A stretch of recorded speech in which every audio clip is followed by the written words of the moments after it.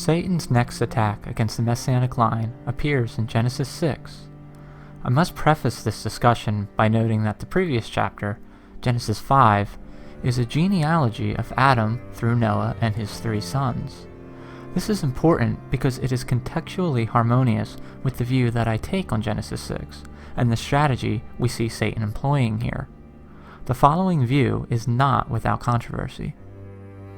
Let's take a look at Genesis 6.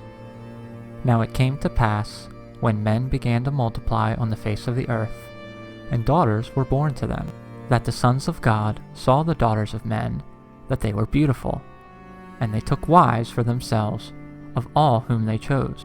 And the Lord said, My spirit shall not strive with man forever, for he is indeed flesh, yet his days shall be 120 years. There were giants on the earth in those days, and also afterward, when the sons of God came into the daughters of men, and they bore children to them. Those were the mighty men who were of old, men of renown. When we read Genesis 6, it would appear that the sons of God mated with the daughters of men and produced powerful offspring called the Nephilim. There is confusion as to the meaning of the phrase sons of God. Who exactly were they? There are a few ways that we can look at this issue. The words sons of God in the Hebrew is Benah Elohim. It is used 5 times in the Old Testament and 5 times in the New Testament. The sons of God in Genesis 6 were angels. What we are reading, as disturbing as it is that angels somehow mingled with the daughters of men and conceived genetically distinct offspring, the Nephilim. We will come back to the Nephilim in a little bit. Let's look a little more closely at the sons of God. What's translated in the English Bible, sons of God, is in the Hebrew, Benah Elohim. Strange term, but here's the point. That term is used in the Old Testament exclusively of angels. Job 1:6, 2:1, 38:7 being well-known examples. The term, while it's strange to our ears perhaps, the sons of God is a term for a lot, and we could spend all morning on why that term is so carefully and consistently used in the Scripture for certain circumstances. You and I, we're products of John chapter 1, verse 11. As many as it believed on him, he gave power to become the sons of God. Different issue. That's used of believers in the New Testament, never used of believers in the Old. There's an equivalent phrase in Luke 20:36. Now, to corroborate this view, there was a book called the Book of Enoch. I'm not suggesting that it was inspired canon, but the point is, the Book of Enoch, as it's known in history, was highly venerated by Jewish scholarship from about the 2nd century BC till about the 2nd century AD. And I'm not referencing it because it's correct. I'm referencing it because it demonstrates what the vocabulary and grammar conveyed. The word sons of God, clearly from the Book of Enoch, were understood to mean angels. Let me give you a more authoritative example. The Old Testament was translated into Greek almost 3 centuries before Christ was born. The product of that translation effort is called the Septuagint. It is the version of the Old Testament that most of the quotes in the New Testament are taken from. So it's a highly authoritative translation. And it translates Benah Elohim as angels. So there's no way to escape the idea that the text implies, in fact expresses, that angels, fallen angels obviously, came down and had some kind of communion, intercourse, with the women that were offsprings of Adam. That's what the text says. In the Old Testament, the sons of God is, at least 3 times, obviously used in reference to angels. We see the sons of God as angels in the book of Job.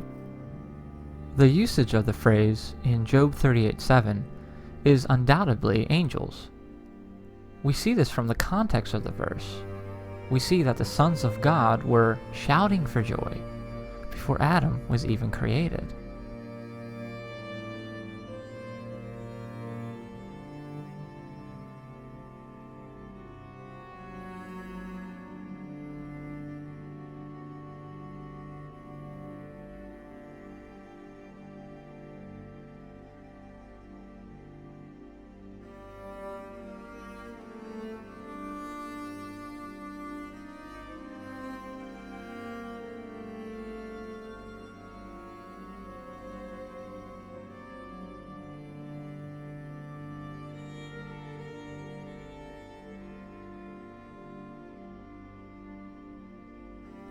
Adam was also a son of God, according to Luke, which he notes in his genealogy of Jesus. Adam was a direct creation of God and was not conceived biologically. Luke called Adam the son of God because God was responsible for bringing him into the world. Angels are also direct creations of God and are not conceived, but rather created directly by God. This is in stark contrast to the usage of the phrase in the New Testament. Believers in Jesus Christ are given the authority to become a child of God. John tells us that those that believe in Jesus are given the right to exercise that authority.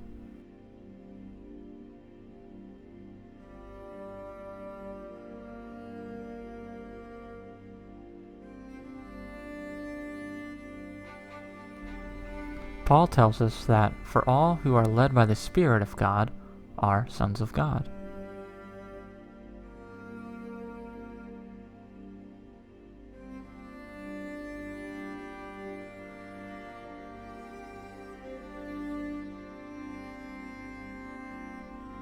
It is clear, from a New Testament perspective, that the sons of God are regenerated believers in Jesus Christ. The angel view of Genesis 6 is supported twice in the New Testament. In 2 Peter 2:4 we read, "For if God did not spare the angels who sinned, but cast them down to hell, and delivered them into chains of darkness, to be reserved for judgment, and did not spare the ancient world, but saved Noah, one of 8 people, a preacher of righteousness, bringing in the flood on the world of the ungodly." Peter tells us that a group of angels sinned and are being held in chains of darkness. It is interesting that the word hell here is mistranslated.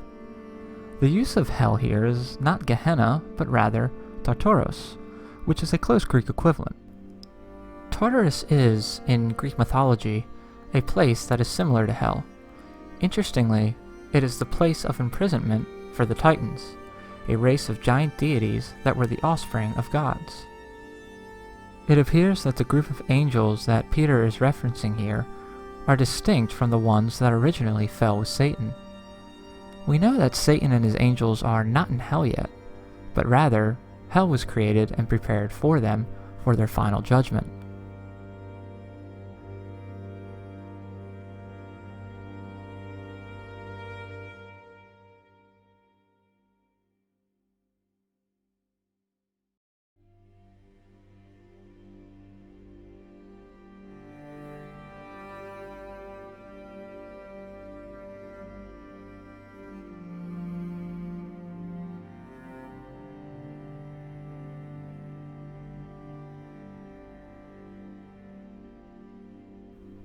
The angels Peter is referring to here are currently in chains because of their sin in Genesis 6.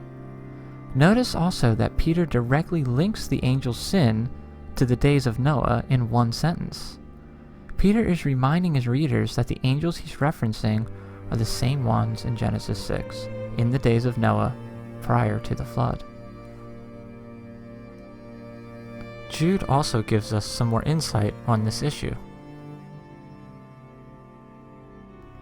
"And the angels who did not keep their proper domain, but left their own abode, he has reserved in everlasting chains under darkness for the judgment of the great day. As Sodom and Gomorrah, and the cities around them, in a similar manner to these, having given themselves over to sexual immorality and gone after strange flesh, are set forth as an example, suffering the vengeance of eternal fire." Jude again mentions the same group of angels as Peter, the ones chained in darkness. Jude's insight is arguably more revealing based on his language. The word abode may also be translated habitation. In the Greek, the word there is okaterion. This word is used only one other time in the New Testament by Paul in 2 Corinthians 5:2. Paul uses this word to describe our heavenly bodies.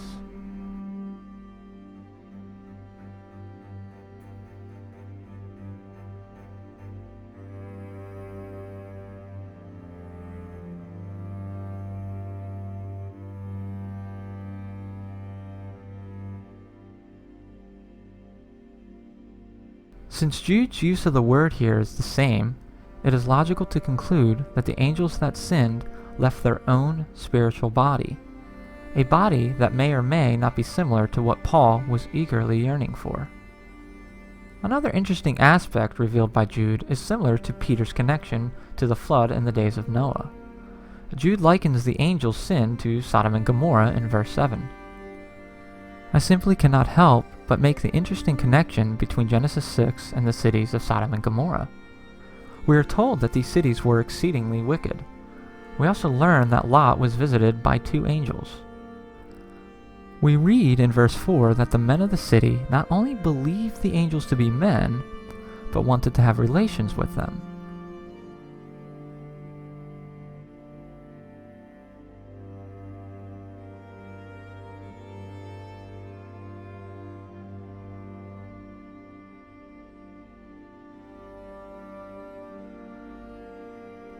Even if the men were unable to have this sexual union with the angels, they certainly desired to. I find it difficult to believe that they would pursue this if they knew that they couldn't actually do it. If the men of Sodom simply mistook the angels for men, then we can conclude that angels have some capability to appear as human. After all, they often are mistaken as human in the Bible. Although this certainly doesn't explain how the angels were able to cohabitate with the women of Genesis 6, it certainly appears that they can take human form to great extremes. Ultimately, we simply don't know the extent of the abilities of angels, let alone fallen ones. I personally don't believe that the cohabitation between angels and women in Genesis 6 has to necessarily be through sexual intercourse. It may have been through some artificial or technological means. Regardless, their offspring, the Nephilim, were genetically distinct and were used to carry out Satan's strategy to pollute the human genome. Nephilim, I'll come back to that word, in the earth in those days, and also after that, when the sons of God came in unto the daughters of men, and they bare children to them, the same became mighty men, which were of old, men of renown. This is a very strange verse. The Nephilim, it's translated giants, I'll explain why, in your English Bible, but the word in the Hebrew is Nephilim. But while I got the verse here, I want you to notice a couple of things. The Nephilim were the result of this unnatural union.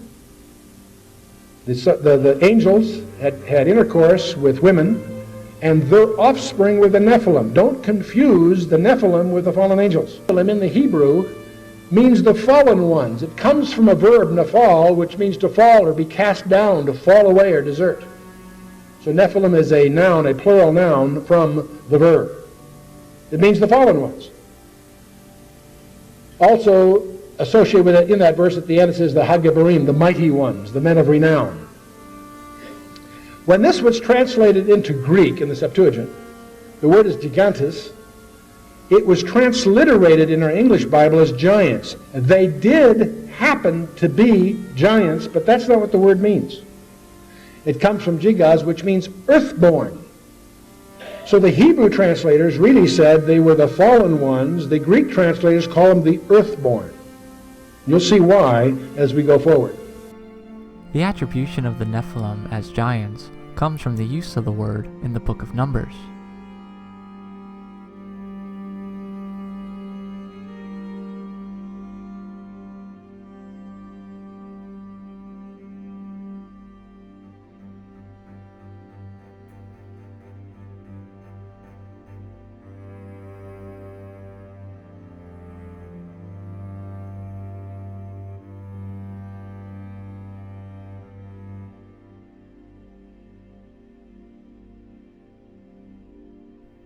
Let's put this back into perspective. In Genesis 6, fallen angels somehow reproduced with the daughters of men and created a hybrid offspring that seemed to be supernaturally powerful. The very context of the passage seems to indicate that the Nephilim were distinct from humankind. It is very likely that the giants that Joshua and Caleb drove out of Canaan, as well as some of the Philistines, were direct descendants of the Nephilim. Therefore, it seems reasonable to conclude that at least some of the original Nephilim were giants.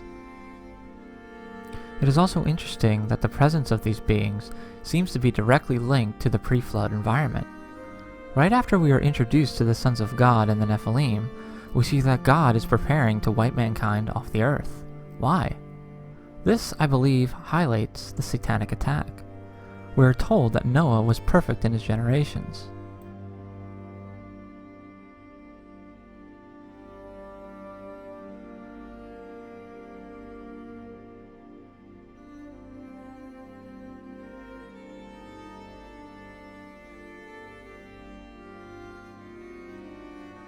We get another genealogy, this time of Noah. Remember, however, that in Genesis chapter 5 we saw the genealogy of Adam through Noah. This is an indication of the preservation of the seed of the woman. The seed was under heavy attack in the pre-flood world. This fallen angel experiment was an attempt to corrupt the human genome in an effort to prevent the Messiah. The corruption was so extensive that all were wiped out except for 8 people. Noah found grace with God, I believe, not simply because he was just a just man, but because his genealogy was untainted by this angelic corruption going on. In verse 9 of Genesis 6, it talks about the genealogy of Noah. These are the generations of Noah. We know what that means. That's a very common phrase in the Old Testament. Noah was a just man. Doesn't say he was sinless, he was justified. We know later from other passages he's justified by faith. Noah was a just man, and here's the strange remark, and perfect in his generations. And Noah walked with God. In the English, you don't pick up on this, but in the Hebrew, it's tamim. The word is used of physical blemishes. Tamim means without blemish, sound, healthful, without spot, unimpaired. Throughout the book of Leviticus, it's used of offerings. They had to be perfect, without blemish, right? Tamim. Well, what does this mean? Noah had an unblemished genealogy. As you begin to read Genesis 6 with open mind, what it portrays is that as men began to multiply, fallen angels came down and began to contaminate the purity of the human race with these Nephilim. And the Nephilim were the source of unusual violence. It became so corrupt that in verse 12 of that chapter, he said, all flesh is corrupted this way upon the earth, that God sends the flood to wipe it all out, except for Enoch, which is removed early, and then the 8 that are preserved through the ark. Let me suggest another way of phrasing the problem. There was a gene pool problem in the human family tree. As alarming as this belief is, it may be further rooted in biblical prophecy. In one of the most prophetic chapters in the New Testament, Jesus tells the disciples the signs of the end times. Describing his return, Jesus mentions that as the days of Noah were, so will the coming of the Son of Man be.